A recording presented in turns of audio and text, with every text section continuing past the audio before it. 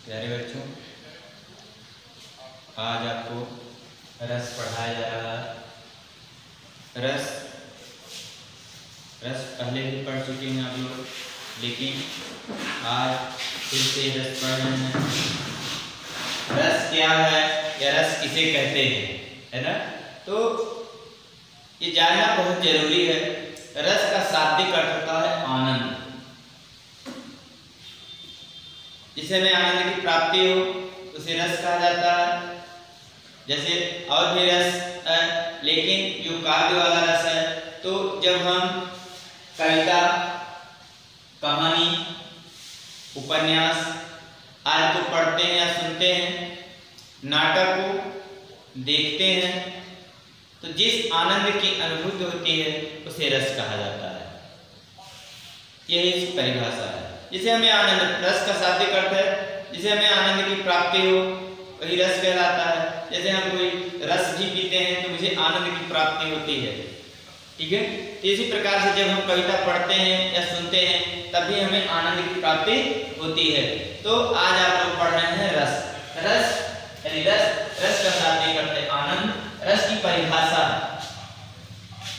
कविता, कहानी, उपन्यास आदि को पढ़ने या सुनने से एवं नाटक को देखने से जिस आनंद की अनुभूति होती है उसे रस कहते हैं। ये परिभाषा आपकी। फिर है रस काव्य की आत्मा मानी गई है। जैसे कोई कविता है, जब तक आप सुनेंगे और आपको आनंद नहीं प्राप्त होगा तब तक आप सुनेंगे नहीं। कोई कहानी है, कहानी को जब आपको कोई सुना रहा हो, जब तक आपको उससे आनंद नहीं प्राप्त होगा तब तक आप उस कहानी को सुनेंगे नहीं, रोचक नहीं होगी, आनंद नहीं प्राप्त होगा, ठीक है? तो यही इसलिए रस काव्य की आत्मा है, माना गया है कि रस काव्य की आत्मा है। भरत ने रस की उत्पत्ति के बारे में के संबंध में नाट्यशास्त्र में व्याख्या की है कि विभावान भाव व्यभिचारी भाव संयोगात् सन्निष्पत्ति, ये का तो इन्होंने व्याख्या की है विभावान, विभाव, अनुभाव और व्यभिचारी भाव के संयोग से रस की उत्पत्ति हुई है। अस्थाई भाव, इसमें तो रस के चार अंग माने गए हैं। रस के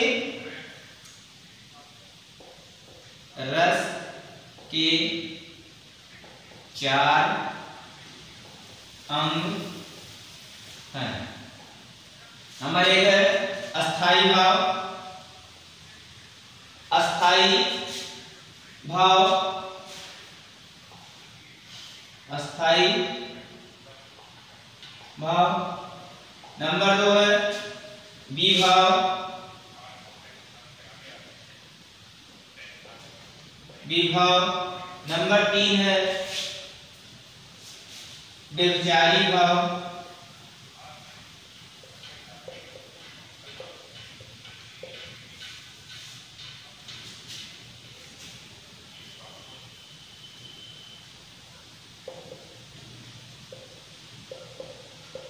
और चार है संचारी भाव।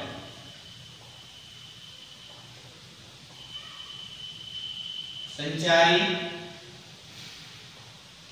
भाव, यानी ये चार अंग माने गए हैं रस के। अस्थाई भाव, विभाव, अस्थाई भाव, विभाव, अनुभाव एवं संचारी भाव। अस्थाई भाव, विभाव, अनुभाव एवं संचारी भाव। अनुभाव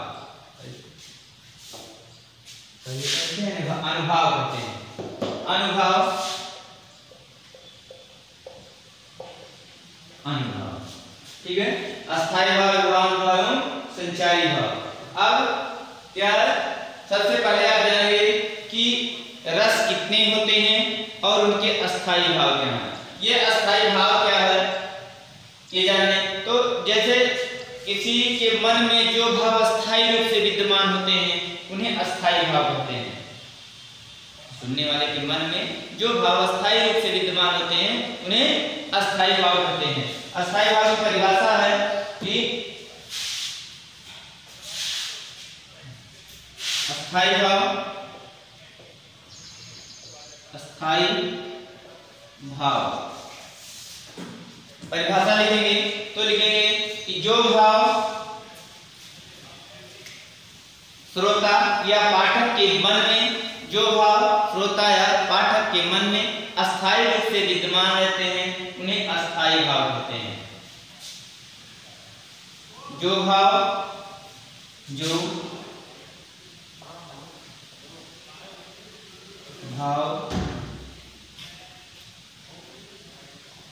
श्रोता या पाठक के मन में अस्थायी रूप से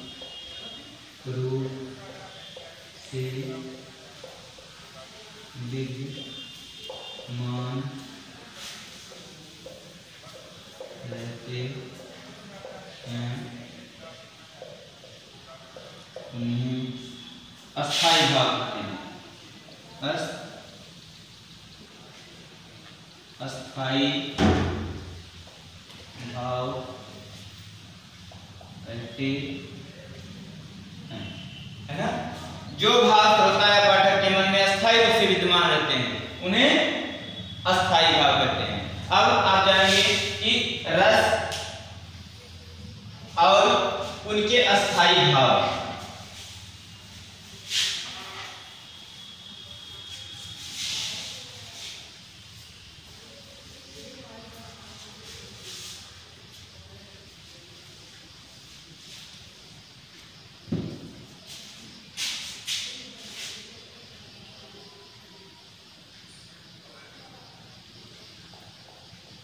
रसों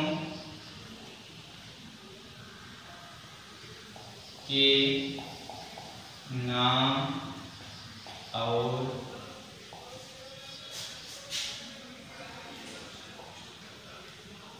उनके अस्थाई भाव।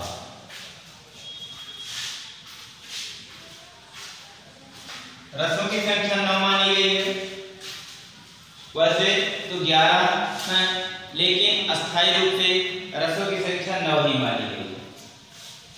9 रस माने गए हैं। तो चलो हम आपको रस और उनके अस्थायी भाव बता रहे हैं। जैसे पहला है श्रृंगार रस।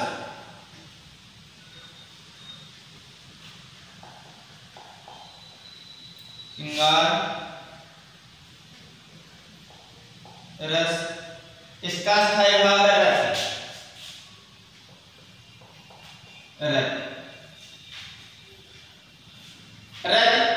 रत ये जानते हैं, रत का होता है प्रेम। जब किसी के प्रति प्रेम उत्पन्न होता है तो वहां पर श्रृंगार रस की उत्पत्ति होती है।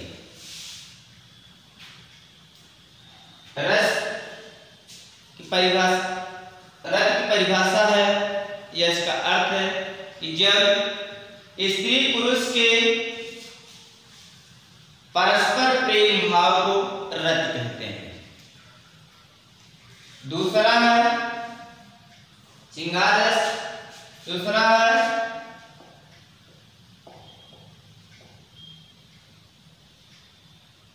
हास्य रस। इसका स्थायी भाव है हास्य।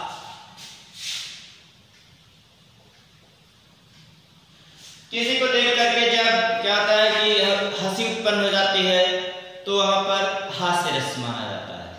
हंसी, किसी के विकृत वेशभूषा को देखकर हास्य रस की परिभाषा है कि किसी के विकृत वेशभूषा को देख करके जहां पर हास्य नामक अस्थायी भाव संचारी भाव के संयोग से हास्य रस की निष्पत्ति होती है तो हंसी उत्पन्न हो जाती है।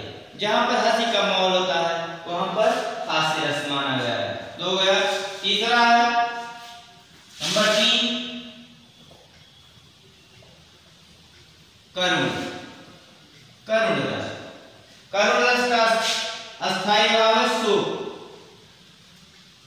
शोक क्या होता है कि जहां पर शोक उत्पन्न हो।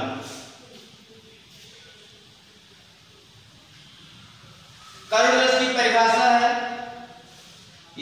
किसी प्रिय व्यक्ति या वस्तु के ना रहने अथवा खो जाने पर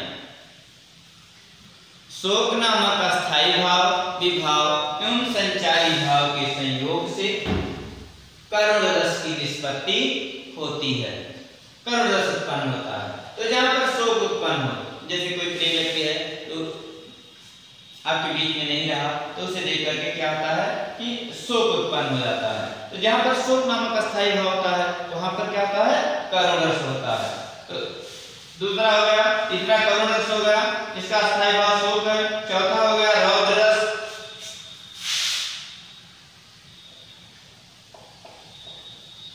रौद्र रस, रौद्र रस का अस्थायी भाव है क्रोध,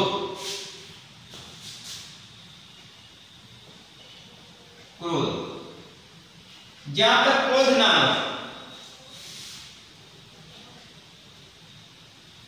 अस्थायी भाव, विभाव जहां पर क्रोध नामक अस्थायी भाव, विभाव, अनुभाव एवं संचारी भाव के संयोग से रौद्र रस की निष्पत्ति होती है। जैसे किसी को देख करके क्रोध उत्पन्न हो जाता है तो रौद्र रूप धारण कर लेता है। जैसे क्या होता है कि जब धनुष भंग के समय परशुराम जी आते हैं और सभी लोगों से पूछते हैं कि धनुष कितने तोड़ा है, तो लक्ष्मण जी बताते हैं। तो वहां पर परशुराम जी लक्ष्मण को देख करके बहुत क्रोधित हो जाते हैं। तो वहां पर क्रोध नामक अस्थायी भाव, किसी को देख करके जहां क्रोध उत्पन्न हो जाए वहां पर क्या होता है, रौद्र रस होता है। अगला है वीर रस, पांचवा है वीर रस। वीर रस का अस्थायी भाव उत्साह,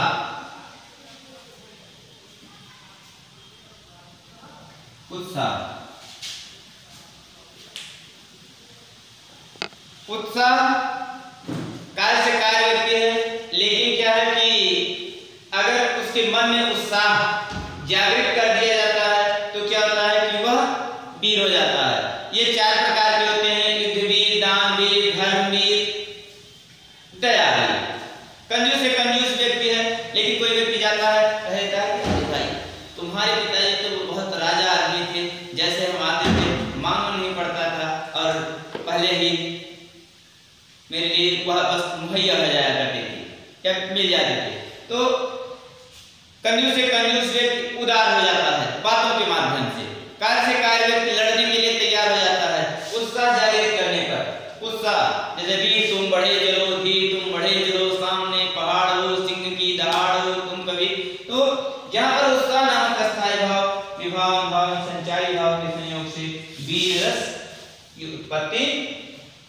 फिर अगला है छठवां भयानक रस।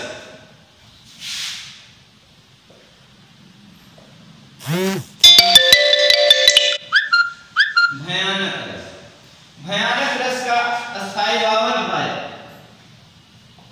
जहां पर भय उत्पन्न हो जाए, जैसे मान लीजिए या जंगल में जा रहे हैं, सुनसान एरिया, सुनसान जंगल है, कोई भी दिखाई नहीं दे रहा है, लेकिन क्या कि और फिर बहुत पुराना बरगद का पेड़ है और बरगद के पेड़ से सिंह की गर्जना सुनाई देती है तो आपका शरीर कांप जाता है, आपके हृदय में भय उत्पन्न हो जाता है। तो वहां पर क्या होता है, भयानक रस होता है। अगला है 6, फिर 7 है बीभत्स रस।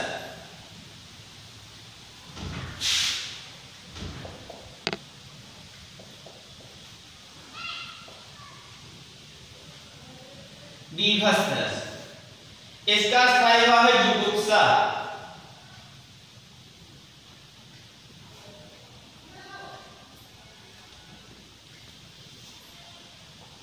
जुगुप्सा, अब जुगुप्सा क्या है आप लोग नहीं जानते हैं तो आज जान लीजिएगा, यदि जानते हैं तो कोई बात नहीं है। जुगुप्सा का अर्थ होता है घृणा।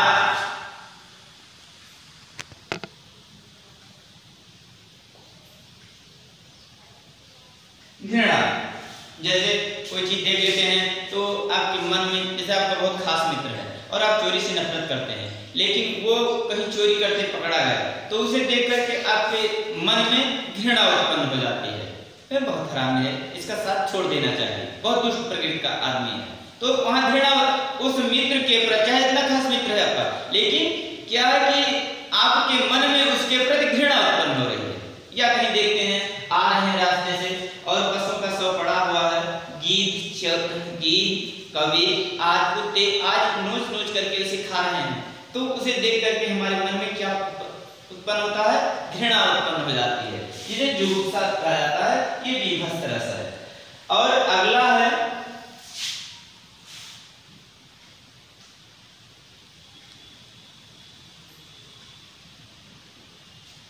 आठवां है अद्भुत रस।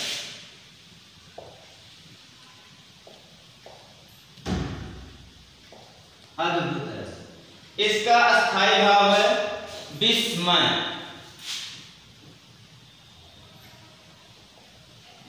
विस्मय, कोई चीज ऐसे देखेंगे जो आश्चर्यचकित करने वाली है, तो वहां पर क्या होता है, आश्चर्य हो जाता है, आश्चर्य नहीं विस्मय हो रहा है कि ऐसा नहीं होना चाहिए, यह तो यहाँ पर विस्मय। अगला नौवां है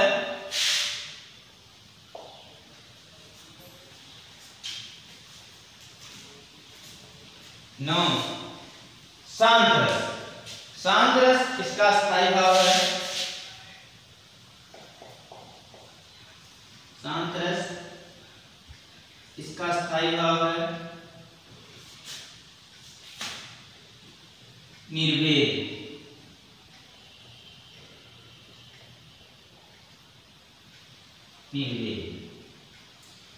देव विषय रहते हैं, जहां पर क्या होता है कि ईश्वर के प्रति आस्था हो,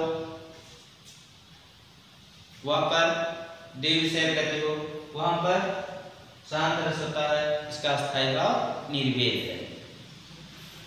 अब आप जान गए हैं रस और उनके अस्थायी भाव। श्रृंगार रस का अस्थायी भाव रति है, रति का शाब्दिक अर्थ है प्रेम।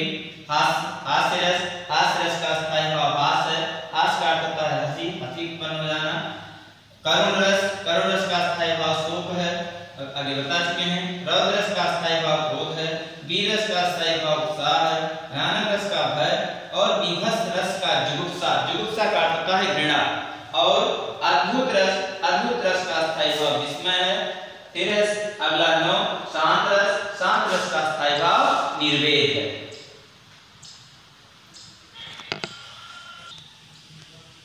हाँ, तो आप जान गए हैं रस और उनके अस्थायी भाव।